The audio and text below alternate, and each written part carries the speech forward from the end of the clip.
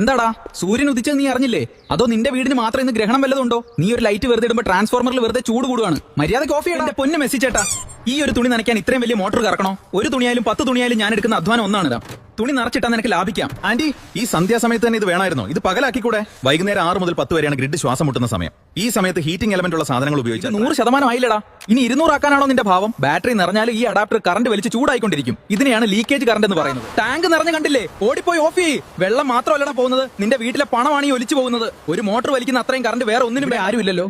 ഈ ചുവരുകൾക്ക് പഠിക്കാനാണോ T V on ചെയ്തിരിക്കുന്നത്? മര്യാദക്ക് പോയി ആ സ്വിച്ച് ഓഫ് ചെയ്യടാ. ഒരു വശത്ത് ലോഡ് ഷെഡിംഗ് കാരണം ഹോസ്പിറ്റലുകളും ഫാക്ടറികളും കഷ്ടപ്പെടുന്നു.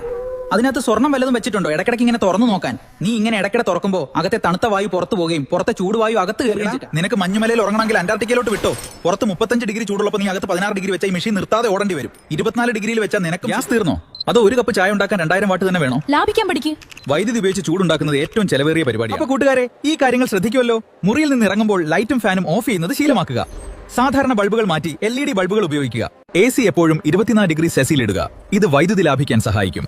പീക്ക് അവറിൽ മോട്ടോർ, ഇസ്തിരിപ്പെട്ടി, വാഷിംഗ് മെഷീൻ എന്നിവ ഉപയോഗിക്കരുത്. പകൽ സമയത്ത് ജനലുകൾ തുറന്നിട്ട് വെളിച്ചവും കാറ്റും കയറ്റുക. ചാർജിംഗ് കഴിഞ്ഞാൽ പ്ലഗ് ഊരി മാറ്റുക. ഫ്രിഡ്ജ് ഇടയ്ക്കിടെ തുറക്കുന്നത് ഒഴിവാക്കുക. വസ്ത്രങ്ങൾ ദിവസവും ഓരോന്നായി തേക്കാതെ ആഴ്ചയിൽ ഒരിക്കൽ ഒരുമിച്ച് തേക്കുക.